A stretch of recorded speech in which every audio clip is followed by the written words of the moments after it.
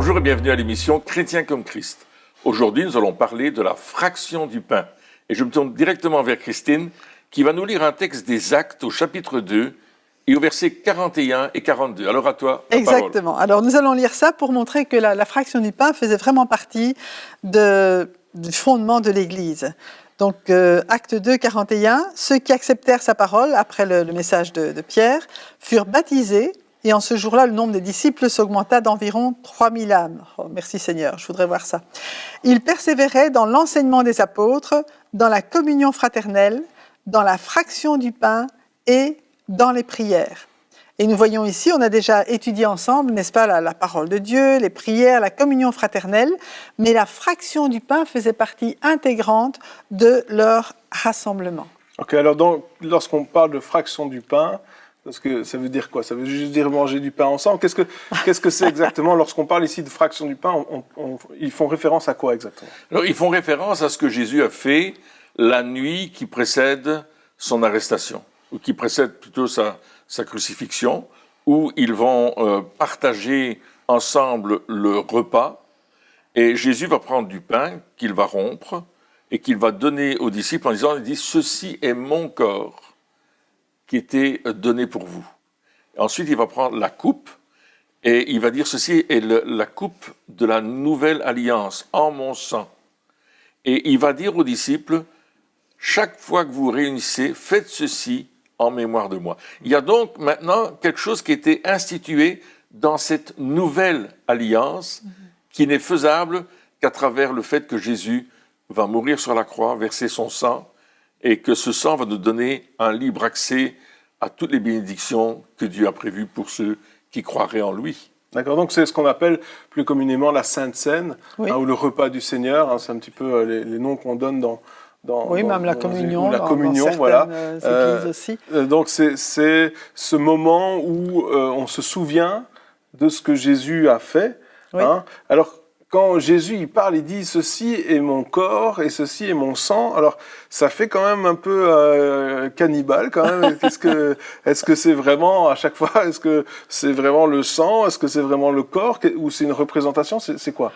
Alors, ce n'est pas, bien sûr, c'est le fruit de la vigne, hein. Pour certains c'est du jus de raisin, pour d'autres c'est du vin, mais ça représente vraiment le corps, et il y a une signification qui est vraiment spirituelle dedans. Donc c'est important de réaliser. Quand Jésus il a dit ça, ceci est mon corps, il a dit, mais voilà mon corps, je le donne, il est donné pour vous, je le donne, et il est partagé. C'était un seul pain qui était partagé pour que les disciples réalisent qu'à partir de ce moment-là, ce corps, ça va être l'ensemble des disciples. Peut-être qu'on aura l'occasion d'en parler plus profondément, mais il s'est donné lui-même. Et c'est important de réaliser que même s'il n'y a pas de transubstantiation, s'il n'y a pas un changement, on ne va pas manger les os de Jésus, on ne va pas manger sa chair, mais malgré tout, il y a cette communion au corps de Christ. Il y a cette communion avec Jésus, et il y a aussi une communion avec l'ensemble des chrétiens.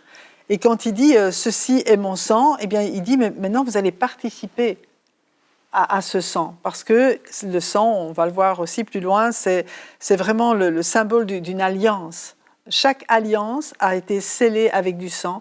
Et ici, c'est avec le sang de Jésus que cette nouvelle alliance va être scellée. Ok, donc si je comprends bien, au-delà du physique, hein, donc voilà, de ce que c'est, des éléments physiques, voilà. On parle du corps de Christ spirituellement parlant. Donc c'est pas juste, parce qu'il y en a qui disent que c'est juste, ça représente. Mais ça, je pense que ça va plus loin que représenter. Je crois que spirituellement, il y a quelque chose qui se passe. Oui, il y a une connexion qui est nécessaire de comprendre.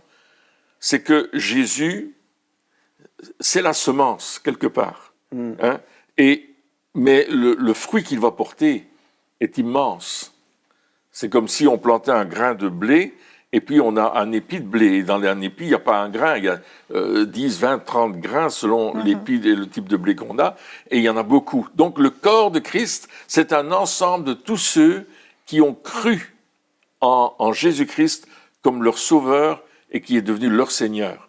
Et c'est pour ça que quand on lit Acte 2, 41-42, on voit que ça fait partie des fondements, des piliers de l'Église, ou les pieds de la table. Il y a 4 pieds à cette table-là. On en a déjà parlé dans les émissions précédentes, n'est-ce pas? Mais la fraction du pain est mise au même titre que l'enseignement des apôtres, que la communion fraternelle et que les prières. Elle est mise sur la même ligne. Donc, ça veut dire que c'est un acte important qui nous rappelle que nous sommes attachés à Christ, mais que nous n'allons pas rester attachés à Christ, on va apporter le Christ à ceux qui sont autour de nous pour qu'eux aussi rentrent dans cette nouvelle alliance et puissent devenir partie intégrante du corps de Christ. En quelque part, ce pain, si on veut commencer par là, ça représente l'unité aussi, hein, le fait que donc on se rappelle qu'on fait partie d'un même corps, qu'on est tous, même dans nos différences, parce que lorsqu'on coupe des bouts de pain, eh bien, ils sont tous différents, hein, surtout si on les coupe pas avec un couteau chirurgical, hein, mais on les arrache, comme Jésus l'a fait finalement. Oui, hein, il a rompu le pain. Il a rompu le pain, et donc ils sont tous différents, mais ils font partie de ce même corps, et en même temps tu parles de multiplication. Hein, lorsque on parle de pain, forcément, il y a la farine qui est utilisée, donc là on parle de semences, de récoltes, donc il y a toute une symbolique qui est là, et qui était nécessaire. Donc quand tu dis c'est au même titre, c'est parce que c'est nécessaire de s'en souvenir régulièrement. Oui. Alors pourquoi est-ce que c'est important, pourquoi c'est essentiel qu'on se souvienne régulièrement de ce pain? Bien, disons que ça nous rappelle d'abord l'œuvre et la mort de Jésus-Christ, parce que c'était juste avant qu'il meure, et ce pain est rompu, donc son corps est donné. Oui, et puis on peut dire aussi qu'on a tous été sauvés par un même sacrifice. Oui, exactement. C'est ça, exactement, c'est ça que tu es en train de dire. Hein. C'est ça. Donc on n'a pas eu affaire à d'autres sacrifices. Le seul sacrifice valable, c'est le sacrifice de Jésus. Oui. Qui est annoncé d'ailleurs dans Isaïe 53. Ouais, donc quand on parle de sacrifice, effectivement, il faut qu'on rappelle que le peuple juif avait l'habitude des sacrifices. Absolument. Donc, alors à notre époque, quand on parle de sacrifice, ça fait bizarre parce que c'est pas du tout dans les pratiques dans notre culture. Mais à cette époque-là, le peuple juif avait l'habitude des sacrifices. Il avait l'habitude une fois par an aussi aller offrir quelque chose pour que le péché soit couvert. Oui. Et Jésus est cet agneau de Dieu qui ôte le péché du monde, donc il enlève. Oui. Donc il est l'ultime sacrifice. Il Absolument. Est le sacrifice, oui. Le seul qui peut vraiment ôter le péché, oui. Le seul qui peut vraiment... Et donc ça, ce corps, lorsqu'il dit ce corps, c'est mon corps, il parle de ce sacrifice-là. Il parle de ce sacrifice. Bon, les disciples à ce moment-là ne comprennent pas grand-chose parce que Jésus n'a pas encore été crucifié, mais après, ils vont se souvenir justement de tout ce que Jésus a fait. Et puis, il a dit aussi, mais ceci est mon sang. Bon, on parle du corps, on parle du sang, et il va dire, faites ceci en mémoire de moi. Donc c'est important qu'on se rappelle et qu'au fil des âges, au fil des personnes qui vont venir justement au Seigneur, qu'il y ait quelque chose de physique, de visible et auquel ils peuvent s'identifier, auquel ils peuvent participer, et nous pouvons participer aussi à ce sacrifice, mais à l'effet du sacrifice. Il dit, afin que vous vous en souveniez jusqu'à ce que je reviennent. Ouais. Donc c'est important de le faire régulièrement justement pour ne pas perdre ce souvenir, parce que les choses qu'on ne pratique pas, les choses qu'on ne fait pas, on les oublie. Et là, Jésus est en train de dire, c'est vraiment important de ne pas oublier ceci, parce qu'en quelque part, il dit aussi, c'est moi le sacrifice, donc j'ai payé le prix pour vous. Donc tout ce que vous avez finalement, tout ce que vous avez acquis, tous les bénéfices que vous avez ne sont pas, c'est pas à cause de vous, c'est pas votre condition, c'est pas à cause de bonnes œuvres, etc. de ce que vous allez faire. Vous n'êtes pas, vous n'avez pas à répondre à certaines conditions pour pouvoir. C'est moi qui ai payé le prix. Et ça aussi, c'est important de se rappeler que finalement tout est grâce. Oui. C'est une grâce exceptionnelle. Et c'est quelque chose qui va pas s'arrêter. Le jour de la Pentecôte ou les jours qui suivent, c'est quelque chose qui va être fait partout dans le monde, sur tous les continents, là où on croit vraiment que Jésus est le sacrifice, le seul sacrifice que Dieu a permis pour la rédemption, pour le rachat de chacun d'entre nous. Il n'y a pas d'autre moyen de rachat que ce que Jésus a fait sur la croix. Il n'y a pas d'autre chemin. Jésus a dit, je suis le chemin, je suis la vérité et je suis la vie. Il a dit, il n'y a pas un autre moyen pour aller au Père que de passer par moi. Et quand il dit ces paroles dans Jean 14, verset 6, il est en train de spécifier qu'il est le seul chemin, le seul sacrifice, le seul qui nous donne la vie. Il n'y en a pas d'autre. Et il n'y a que lui. Et ce sacrifice qu'il a offert, bien sûr, il était prévu de toute éternité. Et les Israélites l'ont vécu à travers différentes manifestations, notamment, bien sûr, lorsque ils sont sortis d'Égypte, et on en parlera probablement un peu tout à l'heure. Ils ont dû offrir un agneau sans défaut, sans tache, un agneau d'1 an, un mâle, et le sang de cet agneau va être mis sur le linteau des portes. Et ce qui est extraordinaire, c'est qu'ils devaient manger l'agneau. Et Jésus va nous dire, il faut manger mon corps. Quelque part, on doit dire, je prends part à ce corps. Ils n'ont pas dû seulement immoler un animal, ils ont dû manger l'animal en étant prêts à partir. Et le Seigneur nous dit, vous allez manger mon corps et vous allez être prêts aussi à partir pour être mes témoins.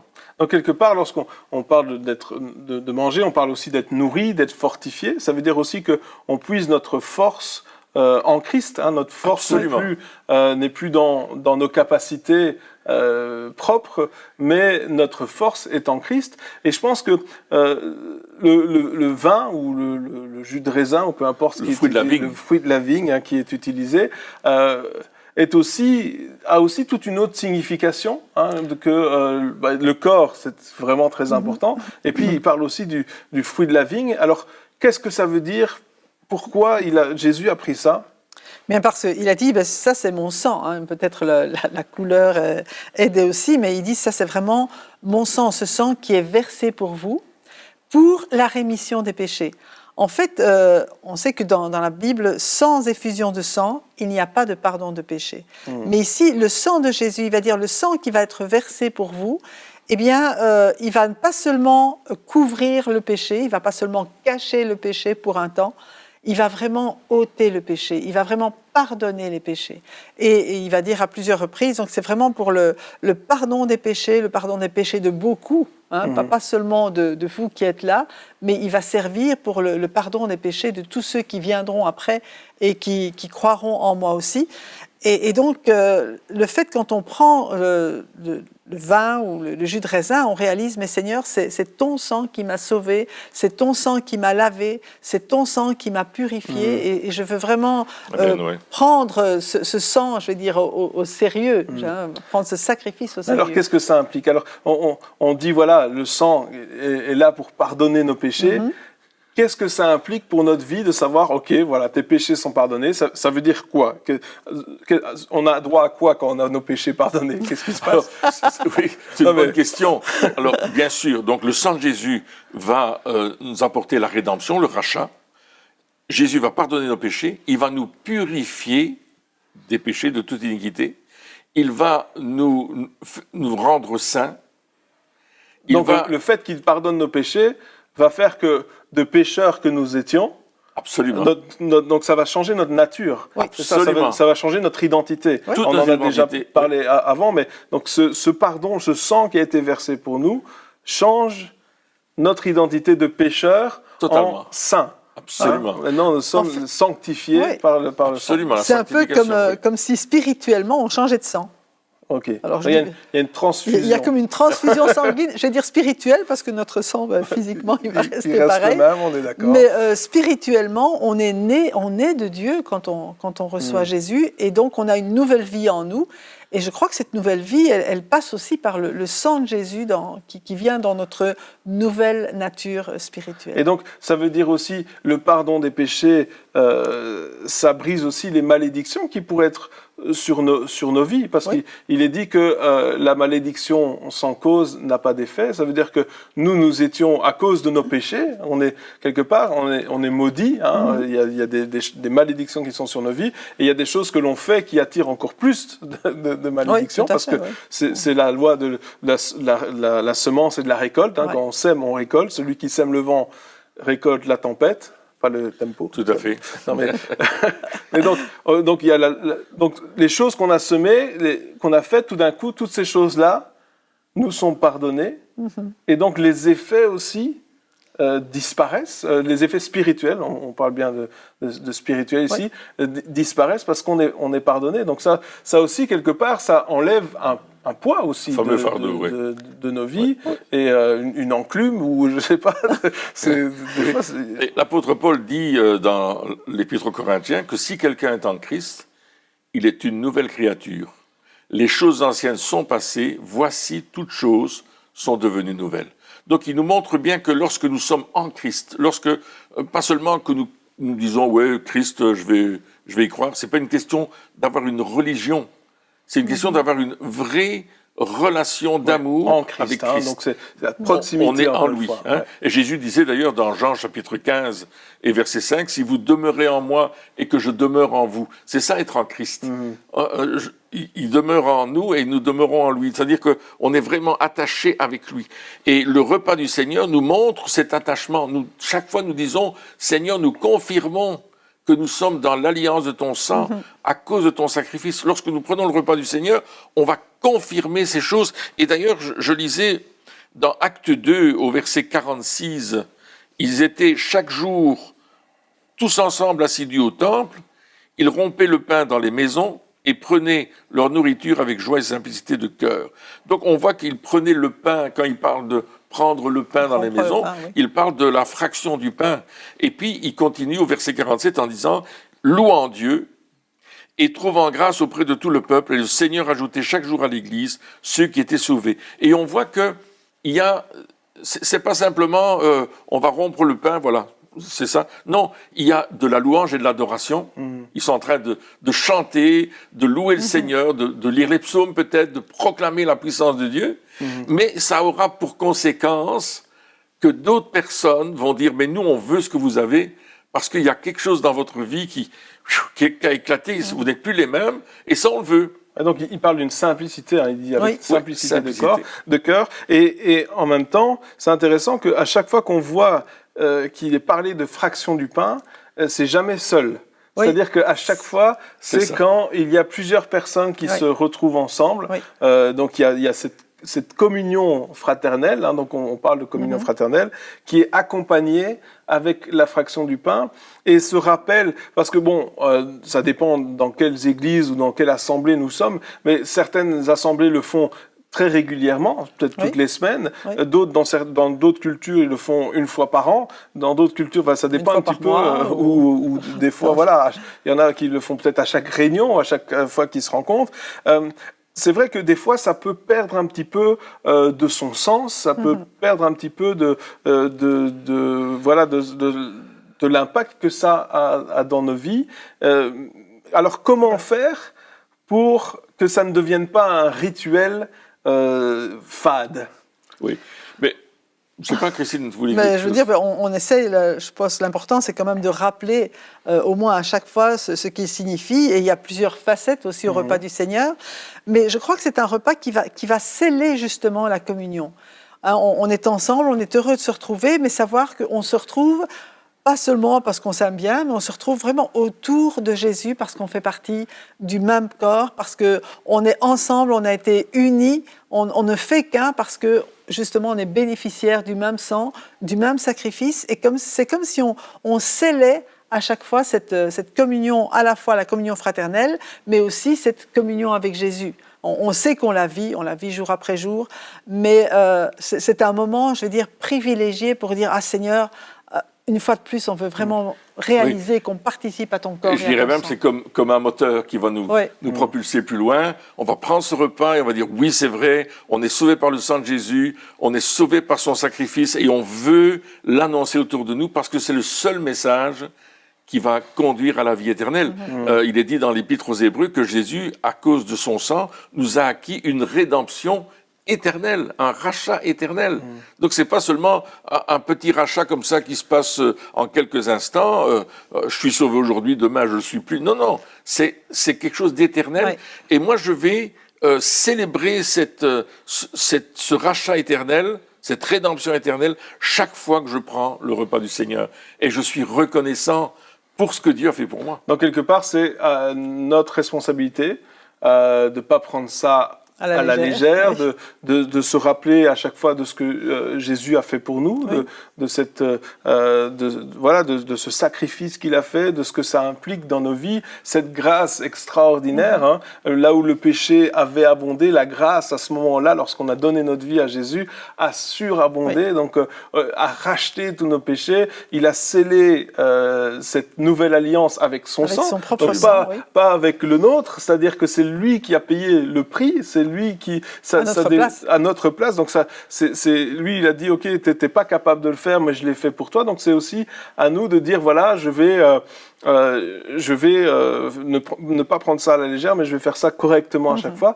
Parce que si je me souviens bien, dans 1 Corinthiens, je pense au chapitre 11, oui. il parle des personnes qui non seulement le prennent à la légère, mais ils vont encore plus loin, c'est-à-dire que ils deviennent saouls avec le vin, hein, donc ils font ça vraiment n'importe comment. Et puis à ce moment-là, il y a des conséquences quand même. Il y a des conséquences. Parce qu'il y avait des excès. Bon, alors aujourd'hui, je pense qu'il n'y en a plus dans ce niveau-là. Pas dans ce cadre-là. Mais il y a des conséquences quand même qui sont assez néfastes si on ne prend pas ça au sérieux. C'est ça. Parce qu'il faut savoir que dans les premiers temps, donc la Sainte Seine se prenait au cours d'un repas. Comme Jésus, il avait institué ce repas, enfin cette Sainte Seine au cours d'un repas aussi.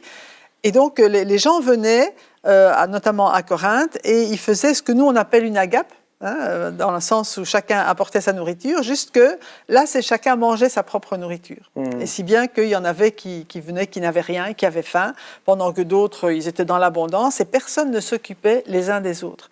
Et c'était vraiment le contraire de la communion fraternelle. Parce que ici, ils ne réalisaient déjà pas qu'ils étaient un seul corps, qu'ils étaient membres du même corps et qu'ils devaient participer, je vais dire, et prendre soin les uns des autres. Et puis prendre la Sainte Seine, prendre le repas du Seigneur dans ce cadre-là, où il y en a qui, bien sûr, comme tu disais, qui se saoulaient. C'était pas au moment du repas, c'était même déjà avant. Dans le cadre du repas, c'était pas au moment de la fraction du pain. Et Paul dit, mais vous vous rendez pas compte de ce que vous faites. C'est pas juste, parce que on est là pour justement réaliser que Jésus, il nous a sauvés, il a donné sa vie, il a donné son sang pour qu'on ne forme plus qu'un. Et vous faites ça n'importe comment. Et là, c'est pour ça que même il y a des personnes qui sont malades, il y en a même qui sont mortes, parce qu'il y a un mépris, je vais dire, de la signification, un mépris de ce que représente réellement ce repas du Seigneur, cette communion fraternelle. Et en plus, ils sortent du cadre du salut. Parce qu'à partir du moment où tu es sauvé et que tu crois que tu peux faire n'importe quoi, de toute façon, t'es pardonné, tu donnes un accès au diable. Oui. Tu n'es plus sous la direction du Saint-Esprit que Dieu a donné à ceux qui croiraient en son nom, comme il le dit dans Acte 2. Tu t'es mis dans une possibilité d'être simplement contrôlé par l'ennemi, par le diable qui va venir contrôler ta vie, et lui va te faire mal, parce que tu ouvres une porte. Donc, il est clair que si nous ouvrons des portes par une indignité, par une manière de se conduire qui n'est pas correcte, qui n'est pas en accord avec la parole de Dieu, c'est clair que l'ennemi va rentrer par cette porte. Et il n'attend que ça. Et ce que les Corinthiens faisaient, ils ouvraient des portes en ne considérant pas l'ensemble de l'enseignement et en vivant encore comme dans le paganisme, comme ils vivaient avant, parce qu'ils avaient les mêmes agapes avant, sans Dieu. Ils ont essayé d'importer leurs coutumes dans la manière de faire de l'Église, quelque part. Exact. Et ce qui ne fonctionne pas. Non, ça ne colle pas. Non, mais encore une fois, la pensée du monde et la pensée du royaume sont totalement différentes. Et on ne peut pas adapter le monde au royaume. Il n'y a pas... Non, absolument. Il n'y a pas d'adaptateur. Hein. Des fois, on se dit, mais on va prendre un petit peu du monde, on va le mettre un peu dans l'Église, un petit peu de l'Église, on va le mettre dans le monde. Mais ça ne fonctionne pas. Ce sont deux royaumes, deux manières de faire qui sont totalement différentes. Et c'est pour ça que c'est intéressant que Paul le reprenne dans Corinthiens, qu'il le dise, pour que nous, aujourd'hui, nous puissions dire, faisons attention. Alors, c'est pas pour qu'on dise, ouais, oui, lui, s'il est malade, c'est parce qu'il n'a pas bien pris la Sainte Seine. Non, parce que ça, c'est encore une fois, c'est un excès. C'est pas l'accusation. C'est pas du tout ça. Mais c'est de dire, OK, si je participe au repas du Seigneur, c'est parce que je veux vivre selon les principes du royaume de Dieu. C'est ça aussi que ça veut dire, exactement. Notre appartenance. Le premier message de Jésus qu'on trouve dans Matthieu chapitre 4, verset 17, c'est « Repentez-vous, car le royaume de Dieu s'est approché. » Et Jésus dit, quand il parle de se repentir, il dit changer de mentalité ou changer de façon de vivre, parce que le royaume est là. Et là où était Jésus, là était le royaume, évidemment. Et puis, plus tard, Jésus va confirmer ce royaume en mourant pour nous sur la croix, afin d'obtenir cette rédemption éternelle pour chacun de ceux qui croiraient en lui. Et puis, on rentre dans cette dimension de la foi, on croit en Jésus, et on est passé du royaume des ténèbres au royaume de la lumière. Et Jésus l'a dit, avant vous étiez ténèbres, maintenant vous êtes lumière dans le Seigneur. C'est Paul peut-être qui a dit ça, je ne me souviens plus du texte. Mais voilà, c'est important. Et on est dans ce royaume de la lumière. Et dans le royaume de la lumière, qu'est-ce qui se passe quand il y a la lumière? Ben, on voit tout ce qui se passe. Il n'y a pas des choses qui sont cachées. Les choses sont visibles, elles sont devant tout le monde. Et nous sommes dans ce royaume de la lumière et on ne peut pas cacher des choses. Or, ce que Paul dit aux Corinthiens, il dit, mais vous vivez encore comme quand vous étiez dans les ténèbres. Vous vivez de la même façon, vous avez les mêmes coutumes, vous venez ici sans avoir un cœur transformé. Il faut changer. Et c'est pour ça qu'il dit, examinez-vous les uns les autres, examinez-vous vous-même, pour mettre votre vie en ordre. C'est-à-dire, regardez ce qui est encore dans les ténèbres. Donc, quelque part, la Sainte Seine, c'est un cadeau extraordinaire que Jésus nous a donné. Donc, voilà, on est au bénéfice de ce salut, de cette transformation, de ce pardon des péchés, de cette grâce infinie. Et en même temps, on dit, OK, tu as reçu ce cadeau précieux, maintenant, fais-en du cas. C'est-à-dire que tu as reçu ce don de la vie, tu as reçu ce pardon des péchés. C'est pas pour aller à nouveau te salir, c'est pas pour aller à nouveau retourner dans ce que tu étais. Non, profite quelque part et vis dans la lumière, parce que c'est là que je t'ai amené. Donc, et le fait justement de prendre ce repas régulièrement, nous rappelle, nous aide à continuer, nous encourage à rester dans cette lumière et se dire, OK, alors, moi j'ai été gracié, j'ai été libéré, c'est pas pour retourner en prison, c'est pas pour, j'ai été lavé, c'est pas pour retourner dans la boue, etc. Donc on a toute cette responsabilité aussi qui nous incombe à ce niveau-là. On a cette responsabilité, mais on voit aussi que le changement de mentalité, ça ne se fait pas d'un coup. Il faut vraiment que toute notre mentalité mondaine, je vais dire, eh bien, elle disparaisse, mais elle va disparaître, comme on l'a vu les dernières émissions, avec la parole de Dieu, avec la prière, etc. Et ici aussi, c'est vraiment, on s'approche du Seigneur et on se dit, là, il faut maintenant que je veille sur mon comportement, il faut vraiment que je demande pardon pour tout ce qui n'est pas pur en moi, pour que vraiment ce temps soit un temps de bénédiction. Et c'est ça le repas du Seigneur, c'est qu'on puisse le faire tous ensemble et qu'on puisse aller de l'avant encore et encore. Eh bien, Amen. Chers amis, merci de nous avoir suivis encore pour cette émission. On se retrouve très bientôt pour la suite. Au revoir.